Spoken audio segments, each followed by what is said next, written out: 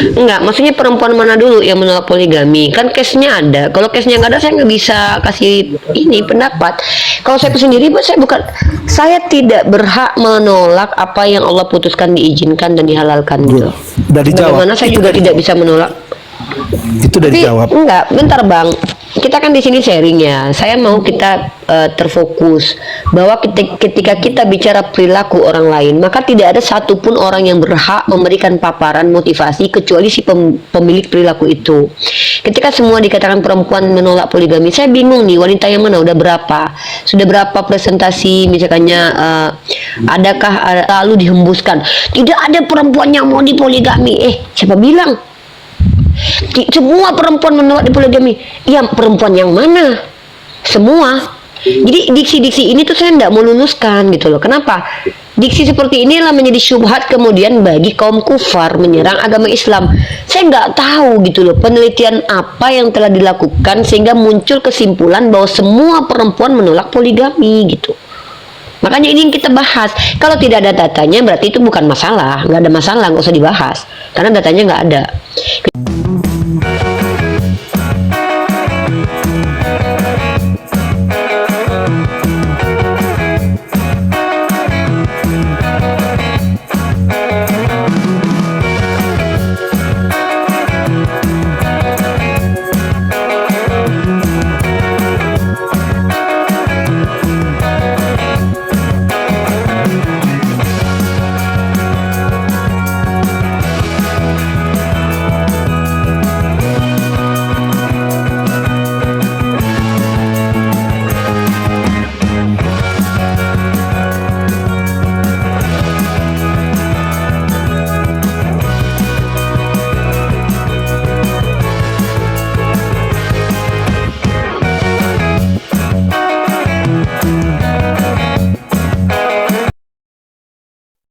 Assalamualaikum warahmatullahi wabarakatuh.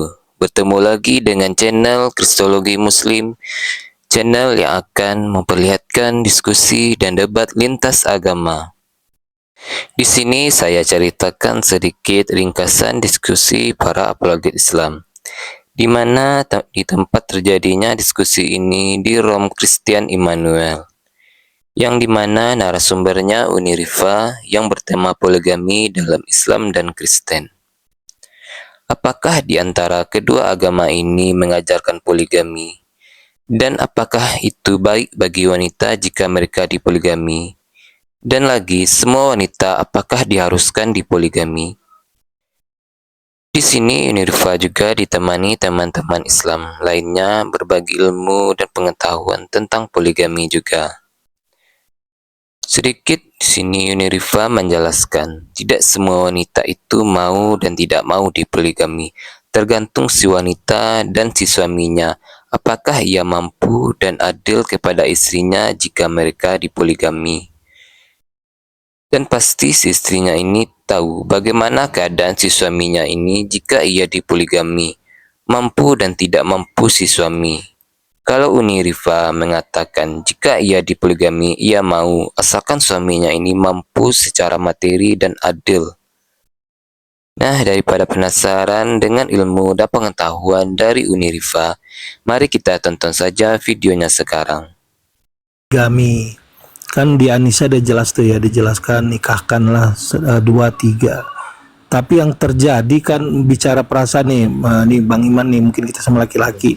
Enggak Ada ilmunya. Poligami ada ilmunya. Nah, tapi terlepas dari ada ilmunya, tertulis dalam Al-Quran loh, bukan hadis itu. Kenapa banyak wanita-wanita sekarang menolak poligami? Itu gimana menurut pandangan Unirifa? Wanita yang mana? Saya menolak poligami, saya wanita loh. Oke, berarti nggak semua ya, berarti minoritas yang beriman, yang paham mengimani Anissa mungkin bicara enggak juga Bang. Sebenarnya kalau bicara tentang orang lain, saya nggak punya kapasitas, saya bilang. Saya hanya bisa bicara dasar. Kalau kita bicara perilaku, motivasi, itu diri saya sendiri. Karena saya nggak tahu motivasi orang lain berperilaku. Jadi kalau ada pernyataan perempuan mayoritas menolak poligami, siapa dulu? Perempuan Oten, iyalah. Enggak, kita Tapi kalau kita bicara secara Enggak, maksudnya perempuan mana dulu yang menolak poligami? Kan case-nya ada. Kalau case-nya nggak ada, saya nggak bisa kasih ini pendapat. Kalau saya sendiri, saya tidak berhak menolak apa yang Allah putuskan, diizinkan dan dihalalkan gitu. Udah dijawab. Bagaimana saya Itu juga udah tidak dijawab. bisa menolak. Itu udah Tapi dijawab. enggak, bentar Bang. Kita kan di sini sharing ya. Saya mau kita terfokus bahwa ketika kita bicara perilaku orang lain, maka tidak ada satupun orang yang berhak memberikan paparan motivasi kecuali si pemilik perilaku itu. Ketika semua dikatakan perempuan menolak poligami, saya bingung nih, wanita yang mana, udah berapa? Sudah berapa presentasi, misalkannya adakah analisis secara metode yang digunakan tuh metode-metode ilmiah untuk mensurvei perempuan-perempuan dari kalangan apa yang menolak poligami, kemudian yang seperti apa perempuannya, apakah betul sudah berapa persen gitu seluruh dunia. Kita harus bicara by data, karena kalau ada statement bahwa rata-rata perempuan menolak poligami, saya belum tahu itu informasinya dari mana gitu loh. Oke. Ya, informasinya dari mana? Kalau saya nanya informasinya valid, baru saya bisa bicara gitu. Mari kita lihat konstruk analisisnya. Apakah itu menganalisis perempuan-perempuan yang punya suami nggak bertanggung jawab? Ya wajar dia menolak poligami. Oke, kan tadi Jadi perikopnya saya bilang berilmu poligami. Ya, berilmu laki-laki yang dewasa yang nggak berilmu. juga loh Bang, nggak juga Bang. Saya menolak menerima poligami bukan berarti saya berilmu loh, bukan. Tapi Bukan laki-lakinya, pertama, laki-lakinya saya bilang. Bukan tapi perempuannya. perempuan. Tapi bicara Perempuannya perempuan Anissa. tadi. Kalau gini, Enggak, Bu Nirifa udah abang kan jawab. bertanya ke saya tadi kan tentang perempuan. Perempuan kata dia abang terjawab. menolak poligami, maka saya bingung. Enggak gini loh bang. Kan abang membuat sebuah statement. Saya itu kan saya berusaha kritis ya. Ada kesalahpahaman yang selalu dihembuskan. Tidak ada perempuan yang mau dipoligami. Siapa bilang? Semua perempuan menolak dipoligami. Ya perempuan yang mana? Semua. Jadi diksi-diksi ini tuh saya tidak mau luluskan gitu loh. Kenapa? Diksi seperti inilah menjadi syubhat kemudian bagi kaum kufar menyerang agama Islam. Saya nggak tahu gitu loh penelitian apa yang telah dilakukan sehingga muncul kesimpulan bahwa semua perempuan menolak poligami gitu. Makanya ini yang kita bahas. Kalau tidak ada datanya berarti itu bukan masalah, nggak ada masalah, nggak usah dibahas karena datanya nggak ada. Kecuali ada data nih, menurut penelitian PBB setelah disurvei dikaji ternyata tidak ada satupun perempuan secara psikologis menerima poligami. Ini baru what's wrong with ayat ini. Nah jadi saya nggak mau bicara sesuatu yang memang kita tuh bias gitu loh dan memperdebatkannya, apalagi memperdebatkannya dia aja masih bias gitu. Saya juga itu kan bukan bicara berdasarkan hoaks atau itu. Kita nggak usah menafikan lah ya, tetangga kita muslim kok mayoritas. Nggak usah jauh-jauh, saya punya saudara. Kita nggak usah bisa cara Ustadz Ajim ya, yang Unini anaknya 10 udah mau dipoligami akhirnya menolak. Itu depan mata itu selebritis kayak ini. Dan banyak lah Saya ya. bingung loh. Saya nggak mau sebentar. berbicara lanjut tentang orang yang saya stop ya. Silakan Anda lanjut Bang. Saya berhenti ketika kita bicara sesuatu yang kita tidak punya data dan informasi akurat. Kenapa? Saya khawatir apapun obrolan kita tidak absolut kebenarannya, bisa masuk ke ranah fitnah, bisa masuk ke ranah sok tahu. Jadi saya berhenti di sini. Saya mau bicara sesuatu yang konkret, misal data, dalil ya, itu. Iman paham ya Iman? Lanjut ya Dek. Benar. Silakan Anda dengan yang lain gitu. Gini. Intinya mungkin bukan maksudnya ini semua perempuan tapi mayoritas gitu. Karena nggak semua perempuan menolak. Artinya gini, kalau kita mengatakan mayoritas, artinya kita menilai sesuatu itu dari oknum.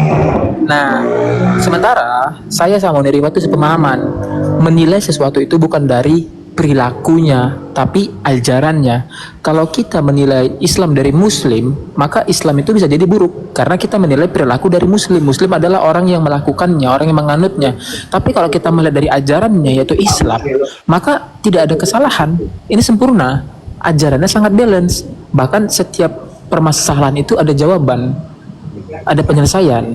Nah seperti itu. Meskipun kita katakan, tapi mayoritas orang rata-rata begitu. Artinya kita menilai sesuatu itu dari perilakunya. Bukan, meskipun kita membawa dalilnya itu adalah Al-Quran, ya pakailah Al-Quran itu.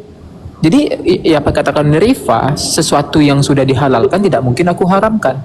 Nah tapi kalau opsinya poligami itu kan opsional.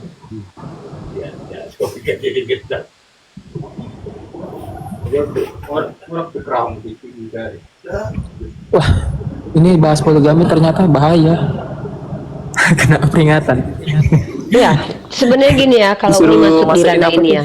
Jadi, Kalau kita masuk di ranah diskusi, saya tuh cenderung diskusi itu transfer knowledge dan dapat insight knowledge. Kalau saya bicara dari persepsi seseorang, itu sama kayak saya lagi ngebahas angan-angan dan cita-cita tuh kayak Bitcoin yang meme coin lah. Yang saya nanti nanti akan tembus segini harganya nanti. Sementara itu meme coin. Saya mau konkret. Nah, ya saya mau konkret ya. Maksudnya gini. Ini ada data, ada Al-Qur'an nih ayatnya begini. Kita kaji ayatnya seperti apa. Di ayat itu tidak ada kewajiban, tetapi di situ adalah solusi. Bahwa pada saat itu, asbabun nuzul ayat itu, konstruksi sosial masyarakat pada waktu itu sangat bersikap tidak adil kepada perempuan yatim.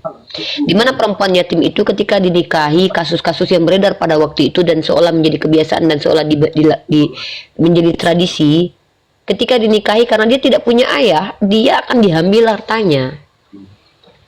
Nah, lalu Al-Quran datang, daripada kamu menyakiti ini perempuan yatim, karena menyakiti anak yatim dibandingkan menyakiti anak yang tidak yatim, dosanya jauh lebih besar. Maka lebih baik kamu menikahi yang kamu sukai aja, yang kamu sukai 2, 3, yang kamu sukai itu wajib yang menyukai kamu juga. Ini yang menikahi yang kamu sukai tapi orang nggak mau, itu namanya pemaksaan, itu keluar dari aturan. Maka ketika ada yang orang mau sama kamu dan kamu pun mau, loh, apa masalah? Nah pertanyaannya, apakah semua perempuan itu mau dipoligami? Tidak semua perempuan mau dipoligami dan tidak semua perempuan juga yang menolak poligami. Nah, apakah seimbang antara perempuan yang menolak dengan yang menerima? Ya tentu tidak seimbang. Sama seperti baik dan buruk tidak seimbang. Kan coba kita lihat. Kalau kita lihat berapa presentasi manusia berbuat baik daripada yang berbuat buruk. Gitu kan? Jadi sama seperti Iman bilang, ajaran Islam ini datang untuk memberi solusi dalam setiap permasalahan. Kalau kalian tidak punya masalah, ngapain kalian cari solusi itu? Kalau kalian nggak sakit, ngapain kalian minum obat itu? Kalau kalian nggak mampu, ngapain poligami? Kalau kalian nggak punya masalah, ngapain poligami? Gitu. Nah, dan lucunya adalah ketika ada agama yang Tuhannya tidak melarang poligami, tapi mereka yang melarang poligami karena tidak mau dipoligami. Ini artinya adalah agama seenak udel. Sementara dia tidak mau poligami, belum tentu orang lain nggak mau poligami. Sementara agama itu mengcover seluruh yang beragama. Hari ini dia nggak mau poligami. Ini bahaya nih kalau agama melarang poligami nih. Contoh, ada saya nggak mau dipoligami. Kenapa? Karena saya lihat suami saya itu nggak layak poligami. Udahlah jelek, miskin, kayak laki-laki oten kan, kebanyakan perempuan oten kan nggak mau dipoligami. Kenapa? Ya wajar. Ya laki-lakinya ngasih uang jajan juga sedikit, bentuknya juga pas-pasan. Sendiri aja istrinya nggak dipenuhi, apalagi mau nambah lagi bininya. Ya nggak mungkin ada perempuan yang mau terima lakinya poligami. Tapi kalau dibandingkan dengan laki-laki Islam, mari kita lihat belahan dunia mana. Kalau kita lihat laki-lakinya kaya raya, ganteng pula, kuat pula, dapat laki-laki perempuan Asia, apa nggak penyet itu perempuan Asia? Jadi makanya laki-laki Kristen wajar mereka perempuan Kristen wajar menolak poligami. Kenapa? Karena laki-laki Kristen seperti RK. Coba lah bayangan RK, sedikit belum apa-apa nggak sanggup abang deh. Begini nih, udah dapat laki-laki yang jelek, ya, miskin, bodoh, iya, hidup pula lagi. terus dapat perempuan misalkannya dari daerah-daerah Afrika, ya kan, badannya besar lagi kan, kuat pula. Segini papapnya, ayo bang, lagi bang, nggak sanggup abang deh. Akhirnya makanya ide dari orang-orang Amerika itu mengeluarkan dildo. Di ide dildo itu dari mana itu? Dari mana? Dari Muslim atau non Muslim? Umat Islam nggak butuh dildo. Jadi kebutuhan secara general itu dibantu oleh, bahkan ini bener loh, alat bantu seks itu ide pemikirannya datang dari pihak Islam atau Kristen. Silakan dicari. Cari ya kita. Nah, pabrik terbesarnya apa? Sama seperti pembuatan senjata. Dari mana datangnya itu? Jadi kalau kita bicara, wajarlah kiranya perempuan oten tidak mau dipoligami. Karena melihat laki-laki Kristennya seperti RK, siapa yang mau? Saya aja, jangankan poligami, sebelah badan saya aja nggak saya kasih sama RK. Jadi tape nanti. Belum apa-apa dah. Akan ada kepiting lah dia. Jadi tukang rumput Mereka lagi. nggak ada jadi nggak ada saya cluenya, nggak nggak mau ada gitu. ajarannya juga Uni. Mereka nggak ada ajaran poligami itu, nggak ada bimbingan mereka. Nggak Ajarannya ada, Mati ada. 1906 kan udah jelas. Ajarannya ada. Ajarannya ada, cuman mereka mendapatkan informasi dari orang yang kemudian mempelintir ajaran tersebut. Ajarannya kan jelas. Yakub itu poligami loh. Daud itu poligami loh. Itu ajaran loh. Tuhan sendiri memberikan istri-istri orang kepada Daud untuk dijadikan perbudikan. Jadi itu tiba-tiba mereka bilang nggak ada kak Tuhan kami mengizinkan poligami. Neneknya kiper. Jelas ayatnya kok. Tuhan memberikan istri-istri orang kepada Daud. Jelas ayatnya itu. Mau dibuang kemana ayat itu? Martin Luther pun Host, di gereja hotel yang taping pada Protestan aja. kejang-kejang host. Ganti tema aja. Udah, tuh. biarin aja bang, biarin aja. Kami kan Ah, kita kan biarkan diskusi lintas saja. agama di sini. Kan memang kita diskusi lintas agama kan, bukan Oke, cuma oke. tausiah Islam aja. Jadi ketika kita bicara bagaimana Tuhannya Bani Israel memberikan bini-bini Saul kepada David, itu bini-bini loh. Artinya boleh nggak poligami? Boleh. Yakub poligami dihukum Tuhan nggak? Enggak. Justru dari istri poligami itu muncul 12 suku. Nah kemudian setelah poligami ini dibenarkan, ada tidak pembatalan poligami sama Yesus atau Paulus? Tidak ada. Gitu loh. Makanya heran ketika ada umat Kristen mengatakan kami tidak boleh poligami hanya karena Adam diciptakan satu dan ada Hawa satu. Padahal dalam legenda Yahudi mereka percaya perempuan itu dua, Lilith sama Adam pun poligami, Lilith sama Hawa gitu. Jadi lucu kiranya kalau ada ajaran yang seolah-olah mereka menjadi Tuhan buat orang lain. Kenapa? Karena Tuhannya tidak mengatakan itu, lalu mereka mengatakan itu. Yang memberi hukum ini kan Tuhan nih. Kalian nggak boleh, kalian boleh. Harusnya kan Tuhan. Tapi di Kristen mereka sendiri yang memberi aturan. Itu tadi saya nggak ngerti apakah kedatangan Yesus 33 tahun tidak cukup mengcover semua aturan-aturan yang ada, karena Yesus hanya mengajarkan hukum kasih. Nah jadi ya karena hanya hukum kasih yang ada dibuat oleh Yesus, ya otomatis mereka buat sendiri lah gitu. Ya begitulah kira-kira ya yang kita perhatikan selama diskusi. Kita selalu minta data, mana dalil larangan poligami di dalam Kristen. Mereka nggak pernah kasih dalil kok. Gitu.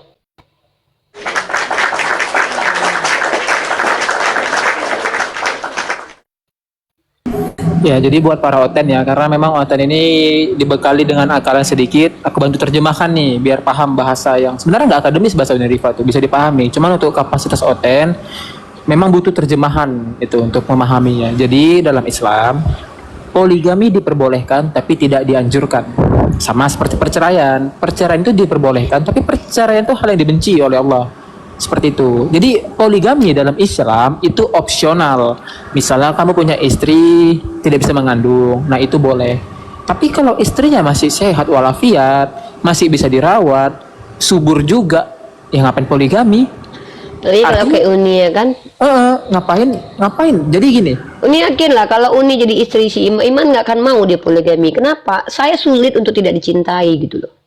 Bisa masak, menyenangkan, lucu, manis, pinter lagi. Gimana mau poligami coba? Iya betul. Pol pokoknya untuk Rifa. Betul. Apalagi yang ku cari. Semua sudah ada. Pinter masak rendang lagi ya kan? Iya. Mau masak Ada apa? alasan untuk poligami. Mau masak pempek boleh. Udah masak pindang pun udah bisa. Nah udah bisa. Kecuali- Mau masak ala-ala kecuali- Chinese bisa. tadi RK. Nah, RK mungkin dia akan melakukan poligami. Kenapa? Dia nggak akan mampu merawat istrinya karena kekurangan dana, kekurangan kesehatan, kekurangan fisik juga. Seperti itu. Jadi istri itu ya dirawat lah. Kalau kita pun ada uang, ya itu istri kita percantik, kita salonkan dia, kan udah dibahas semalam tuh. Tapi ingat, jangan sampai kita memamerkan kecantikan istri kita sama orang lain. Cukup kita yang konsumsi istri kita itu. Jangan bangga istri cantik dipandang cantik orang lain tuh jangan. Itu dalam Islam memang nggak baik seperti itu. Jadi kecantikan istri, keseksian istri itu hanya untuk konsumsi suaminya saja seperti itu. Kalau masih bisa dipercantik istrinya, dipoles ya cantikin aja, ngapain poligami seperti itu. Itulah yang dia Nah, lakukan jangan ini. Nah, Kita jangan semua. juga nanti misalnya nih kan, misalnya poligami diperbolehkan. Tapi dia mencari ceweknya sendiri. Dia mencari wanita kedua itu yang lebih cantik dari istrinya, yang lebih muda dari yang dari istrinya, lebih seksi dari istrinya. Ya itu bukan karena sunnah, karena nafsu doang berarti dia poligami. Dan aku nggak setuju akan hal itu. Kalau memang mau adil dalam poligami, ya ajak istrinya, ayo ikut cari aku istri kedua, bantu carikan juga. Kalau bisa istri yang memilihkan istri kedua, nah itu lebih adil aku rasa. Daripada tiba-tiba dia bawa cewek lain, aku mau nikah lagi sama ini kan sunnah. Nah, itu enggak, aku enggak membenarkan hal itu. Artinya dia poligami hanya karena nafsu doang, karena syahwatnya doang. Seperti itu. Dan poligami terjadi itu karena mungkin dia membiarkan istrinya itu mandiri, membiarkan istrinya bekerja. Akhirnya apa? Istrinya tidak sepenuhnya mematuhi suaminya. Makanya aku nanti, meskipun aku belum nikah, ketika aku sudah menikah, aku nggak akan mengizinkan wanitaku itu bekerja untuk orang lain. Karena apa? Dia akan lebih takut, lebih tunduk kepada bosnya, lelaki lain, daripada aku suaminya nanti. Seperti itu. Betul, betul. Nah, makanya kalau belum mampu dalam segi, ya jangan menikah. Menikah itu hanya bagi mereka yang mampu menafkahi secara batin, secara rohani, secara jasmani. Berarti yang nggak nikah nggak mampu ya, Man? Bang Hos, yang kekal itu perubahan. Kenapa diam, Man? Berarti yang nggak nikah nggak mampu ya, Man?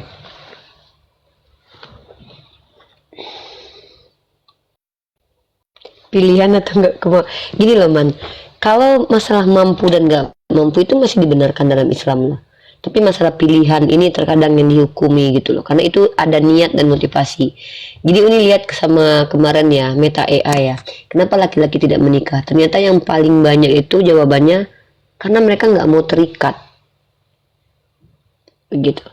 Uni mau nggak kamu ini jawab dulu nih.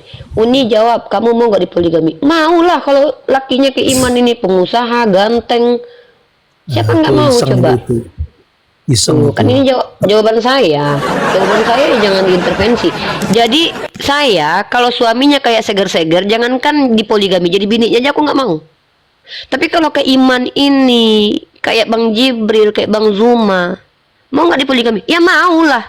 Bahkan kalau perlu saya yang bantuin. Ayolah, ada 4 slot nih, ada Tiara kawanku, ada Dini kawanku, nanti ada Ulan, ada aku. Beli 1 dapat 4 loh. Bahkan aku yang aku bikinkan paketnya kalau perlu. Aku yang bikinkan paketnya. Iya, komplit. aku bikinkan paketnya. Ya, kalau aku jujur ya, ku ajak si Dini. Dini mau nggak ikut senang sama Uni? Ah, nih kita dapat laki berkualitas nih. Uni nggak mau menikmati sendiri nih, Dek. Nah, Dek sama Uni. Gitu. Jadi, menikah itu bukan karena nyucuk aja otaknya, bukan. Justru kami berbagi itu karena kami nggak mau dicucuk terus. Nah, kalian nggak mau berbagi karena kalian minta dicucuk terus, yang perempuan Kristen. Iya, kalian nggak mau berbagi burung laki kalian karena kalian pengen dicucuk terus. Kalau kami kenapa berbagi? Karena itulah otak kami, bukan cuma selangkangan aja. Itu, kan? Sorry. Kok larinya ke sana? Sorry. Ya, itu ada di bawah itu. Bentar, Ros. Boleh narasi sebentar, Uni Rifa. Ini ya, kita bicara Al-Quran hadis. Itu terlalu jauh itu. Ya, Nggak apa-apa Bang, kenapa harus dibatasi? Ini kan kita bicara juga menghadapi Oten. Nggak mesti harus saya ngikutin apa yang Bang mau kan di sini. Bukan aku mau. Ini nih kita bicara Al-Quran hadis saja lah. Mungkin teman-teman tahu juga. Bukan maksud menggurui. Ya aku punya guru. Enggak, Abang mengintervensi bahan pembicaraan kita gitu loh. Abang bilang kita bicara Al-Quran hadis. Enggak dong, saya harus baca Bible juga. Saya baca data-data juga. Masa seperti itu? Ini kan room kita berdiskusi gitu loh. Enggak, aku masa sedikit harus aja dibatasi? Enggak dibatasi lah. Udah, aku ngomong sebentar ya.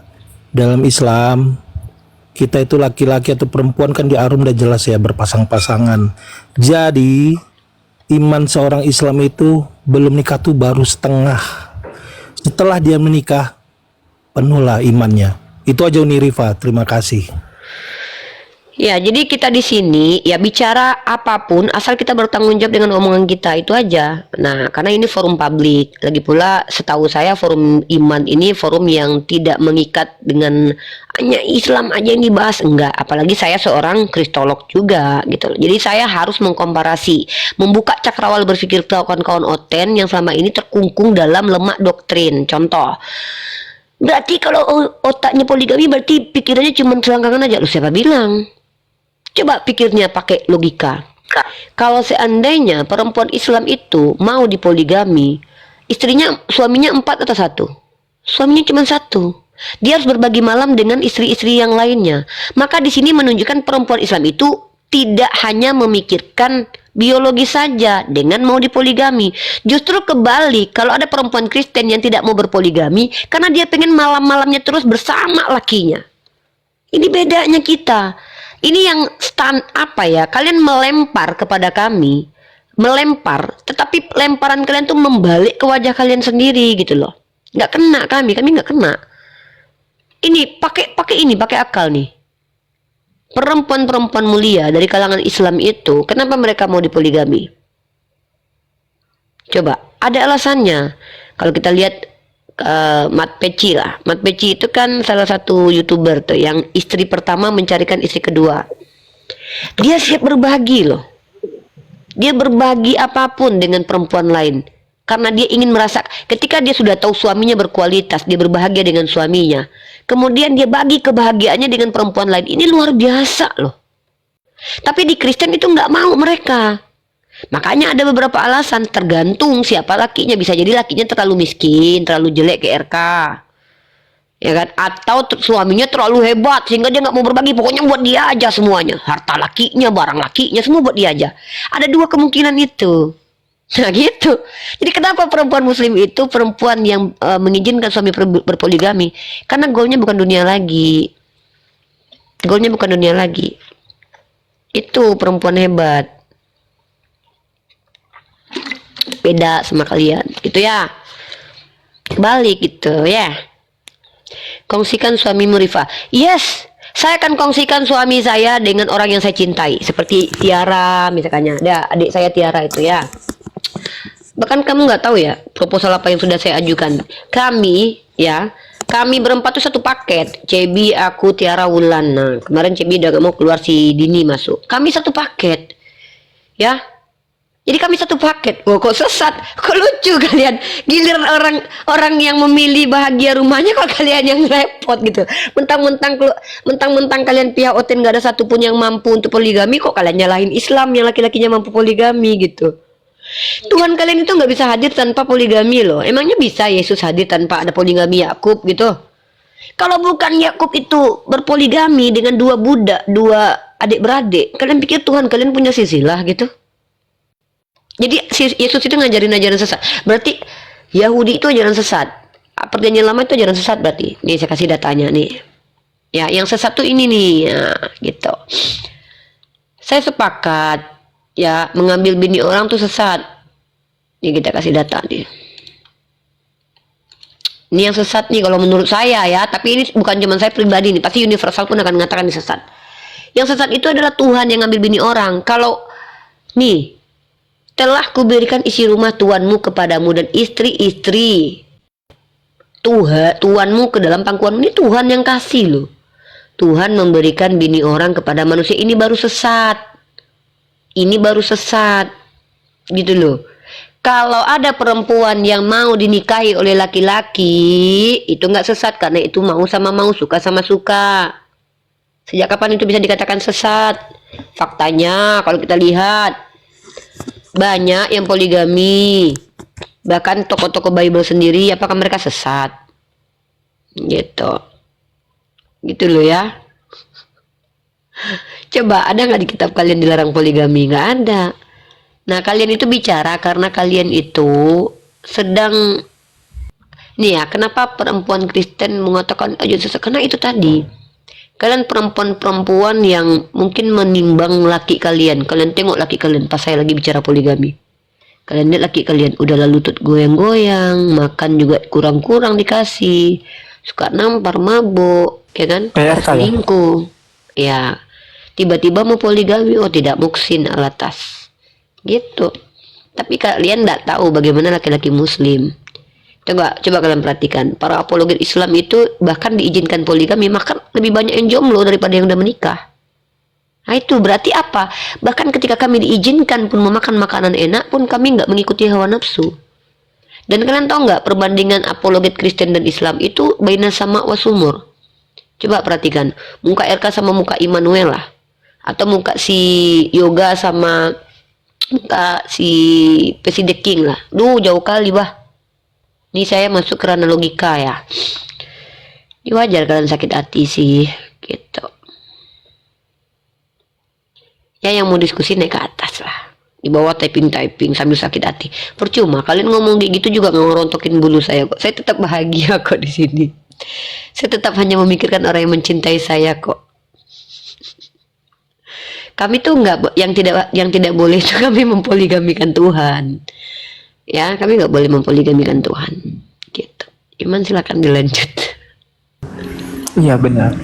Bahkan standar kegantengan apologi Kristen tuh yang paling ganteng ya di of the New Year itu yang 3 tahun menang penghargaan Piala Oscar itu masih dipegang sama Luga. Luga tuh paling ganteng untuk standar. Dan itu pun jomblo ya. Iya, ibaratnya paling jujur, paling ganteng tuh masih pegang Luga gitu. Yang lain tuh masih ini Luga nih ya. Tuh lihat di typing tuh Luga tuh. Masih dia yang megang. Aduh, ya ampun. Terkadang ginilah. Ajaran yang penuh dengan kebencian itu ya gak mungkin dari Tuhan. Ini kan benci mereka. Rumah tangga orang yang bahagia mereka yang benci. Kan lucu kan? Benar. Itu tidak mungkin dari Tuhan. Bahkan kalau kita lihat apologet Kristen ketika berdiskusi itu mereka berdiskusi di atas kelaparan. Kalau apologet Muslim enggak. Tidak ada Edis kelaparan, ya. tidak ada Edis. kebencian.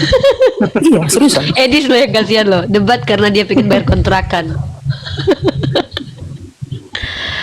Aduh, ya Allah. Ini kemarin ya.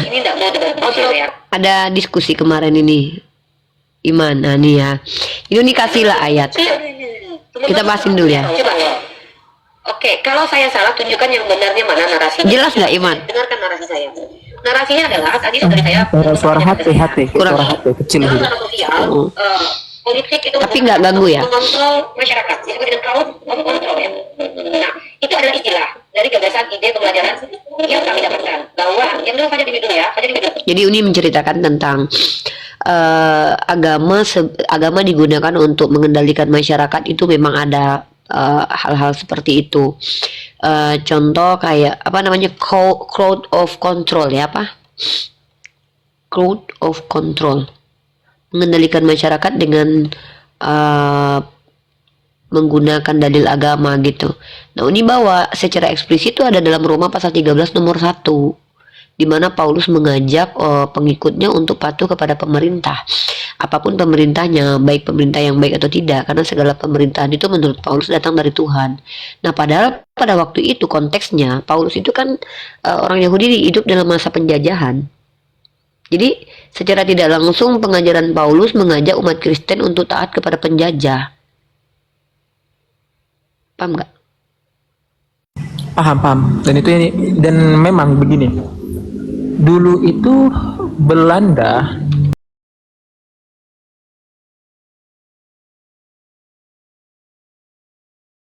lekat pada budaya, lebih lekat pada budaya. Pada saat itu sudah masuk era Islam.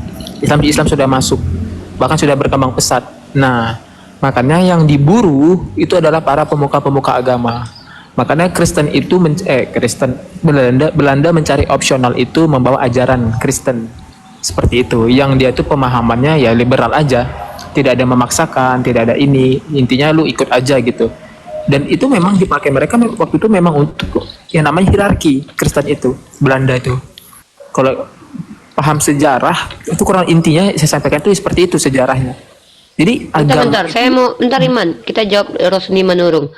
Makasih Uni pengajarannya, suamiku juga lagi minta poligami, berarti saya izinin ya Bun. Loh itu kan hak kakak, yang merasakan kakak, lagi pula kakak kan Kristen. Kakak kan Kristen, ajaran Islam nggak berlaku kan bagi kakak. Tapi kakak nggak bisa tunjukin dalam kitab kakak poligami itu dilarang. Bahkan kakak tahu tidak, ajaran di Kristen itu tunduklah kepada suami. Ini nih, saya tunjukkan sama kakak. Jangan pakai ajaran Islam ya kak. Kakak mungkin nggak belajar Kristen Kak Rosni Manurung ya. Nih saya tunjukkan. Kak Rosni Manurung Islam atau Kristen? Kalau Kristen saya kasih ajaran Kristen aja deh. Ya, kalau Islam saya kasih dalil Islam. Ya, nih. Istri-istri tunduklah kepada suami akan segala sesuatu. Ya, nih ajarannya nih. Jadi kakak nggak boleh bantah suami kakak kalau mau poligami. Saya Kristen mualaf itu uni, dia ada dalil. katanya dia mualaf uni, katanya dia mualaf. Oh, mualaf. Nah, kalau saya gini Kak, saya berhak menjadi Sayyidah Khadijah yang dimonogami selama 25 tahun atau menjadi Sayyidah Aisyah yang dipoligami selama bertahun-tahun. Dan alasan suami poligami itu apa? Gitu loh. Apa alasan dia poligami? Kalau alasannya memang kemaslahatan rumah tangga, ya kenapa tidak? Itu urusan kakak yang jalani. Tapi kalau seandainya ternyata kakak yang tahu suami kakak ini bertanggung jawab atau tidak.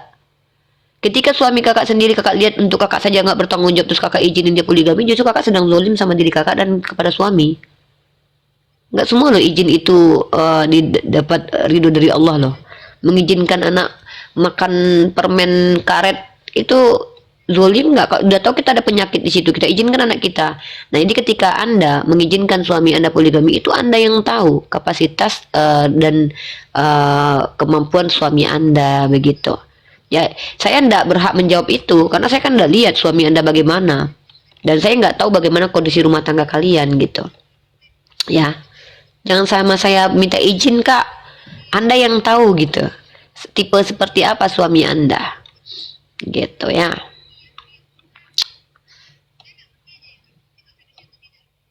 Gitu. Sujud menyembah batu. Iya, kami nggak mau nyembah batu. Kayak orang Kristen tuh Tuhannya batu, ya kan, batu penjuru yang dibuang tukang bangunan. Makanya kami nggak jadi Kristen, betul. Lanjut Iman. Ini lagi lihat Indo. Menyembah patung. Bahkan yang kemarin viral masuk CNN, pengrajin patung Yesus mendapat rezeki nomplok di tahun baru. Namanya Muhammad Irwan apa semalam itu, orang Islam ya. Tuhannya dibuat orang Islam. Banjir rezeki tuh. Orang Islam buat Tuhan Kristen. Tapi itu masuk meme loh. Lihatlah di dagelan awal receh tuh. Lihatlah di Jakarta Keras tuh Instagram. Pengrajin Orang patung Islam Yesus membuat banjir Tuhannya rezeki di Kristen. Natal tahun baru. Namanya Muhammad Irwan apa itu? Kita Iman, boleh loh kita bikin yuk. Kita bikin patung Bunda Maria sama Yesus yuk, perusahaannya yuk. Nanti kita jual ke Kristen. Tahun depan lah ya Uni ya. Bikin bisnis itu kayaknya enak. Kita bikin dari keramik lah. Dari keramik kan bisa diletakin di pinggir-pinggir rumah. Oh, dari marmer lah. Orang Islam tuh lebih indah buatnya, lebih dimuliakan lagi tuh patungnya tuh. Masa dari semen? Masa dari tanah liat? Dari keramik. Kalau bisa kita kasih itu namanya sistem Kalau robotik, bisa bergerak dia. Robotik ya, robotik. Terus kalau kita kasih sound yang ada nyanyinya Udah ada di iya, nanti Eropa keluar suara gini, Yeskiel pasal 23 liba gitu kan. Jadi pengen Amsal 7:18 kayak gitu kan, enak tuh. Kalau liba kakak adik. Kayaknya keren tuh. Di Eropa. Bang Iman. Makanya Bang Iman, lihat berita. Bang Iman, sebentar nanya. Kalau yang nyembah-nyembah patung salib itu menjurus ke Kristen atau Katolik ya, atau sama-sama mereka? Ketika jadi gini, itu sama ya. Jadi zaman Nabi Nuh ya Uni, anaknya tuh sampai ke generasi berikutnya menggunakan objek benda lah seperti patung atau apa. Nah memang mereka itu niatnya hanya perantara gitu, hanya perantara. Tapi lama kelamaan di generasi selanjutnya itu bukan lagi sebagai perantara, tapi sebagai objek utama itu patung. Nah sama seperti Zoroaster, api itu jadi tuhannya, seperti itu pagan. Itu ibarat gini, Bang menikah sama Uni, cintanya tuh sama Uni, tapi Bang melakukan hubungan badannya nggak sama Uni, harus dengan Tiara. Tapi dengan dalil berhubungan dengan Tiara itu adalah perwujudan sebagai ke Uni. Nikmat nggak gitu? Enggak. Yang dicintai Uni, Tiara nggak dicintain.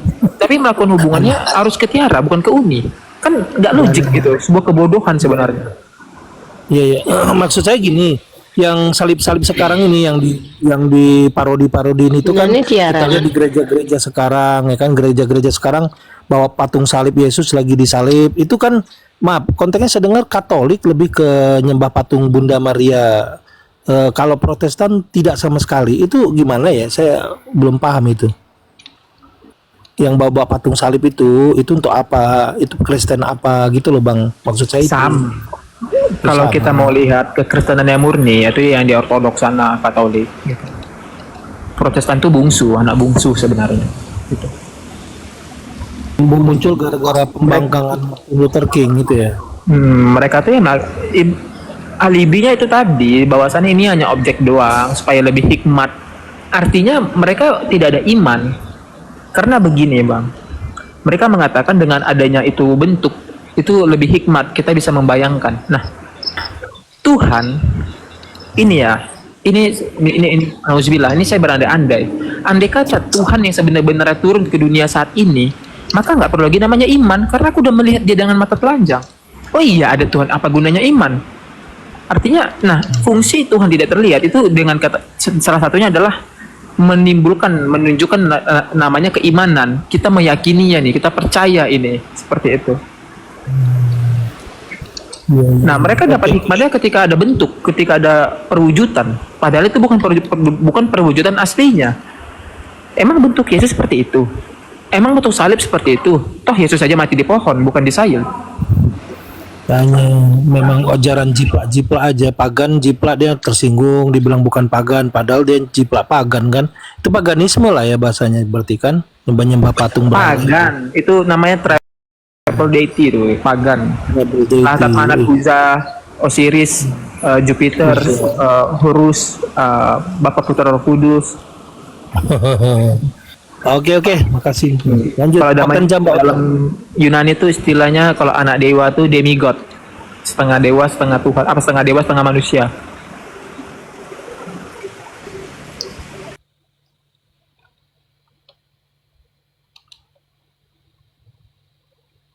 Oke, Bang Iman, aku tahrim dulu ada nih di mau asar nih mau masuk. Aku izin turun dulu. Makasih. Uni Rifa, makasih ya. Sedikit-sedikit sharingnya. Bang Iman juga. Assalamualaikum warahmatullahi wabarakatuh. Waalaikumsalam warahmatullah.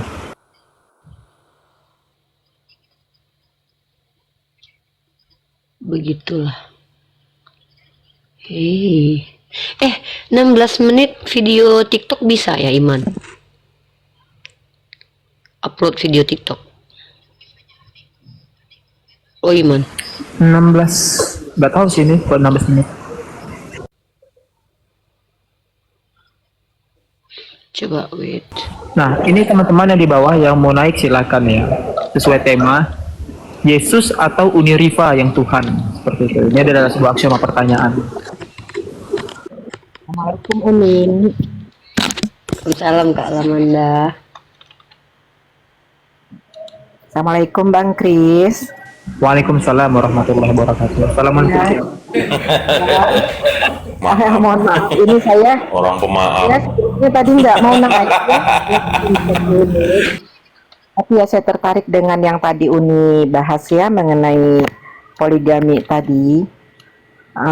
Sebenarnya kalau kita sebagai muslimah ya, karena kita kan punya Al-Quran, di Al-Quran juga disebutkan sama Allah Ta'ala ya, bahwa kepada laki-laki muslim itu tidak dilarang untuk berpoligami ya. Makanya karena sebelum ada Islam itu kan dari nabi-nabi terdahulu mereka mempunyai istri sangatlah banyak, ratusan ribuan seperti itu ya. Makanya dengan Rasulullah itu akhirnya dibatasilah istrinya. Untuk umatnya Rasulullah dibatasi sampai dengan 4, dan itu pun ada pilihan, boleh berpoligami jika mampu. Tetapi kalau untuk masalah materi mungkin mampu, umat Rasulullah mampu memberikan keadilan kepada semua istrinya, itu tidak ada masalah. Tetapi yang paling prinsip adalah masalah hati. Apakah muslim umat Rasulullah ini dia sanggup untuk berbagi hati? Nah, itulah yang sulit gitu ya.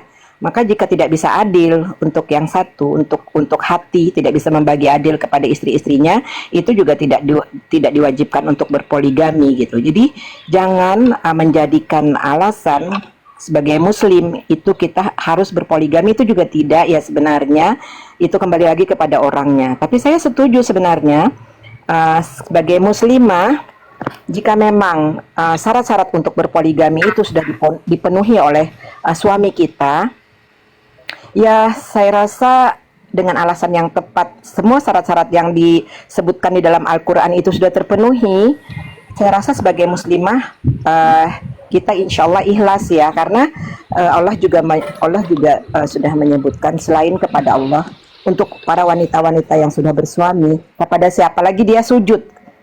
Itu kepada suaminya lah, dia harus taat dan dia harus bersujud begitu, karena dia sudah, suaminya adalah pengganti orang tua. Nah, mungkin untuk itu saya, jika memang suami saya berkeinginan untuk berpoligami dengan alasan yang tepat, saya rasa itu tidak ada masalah.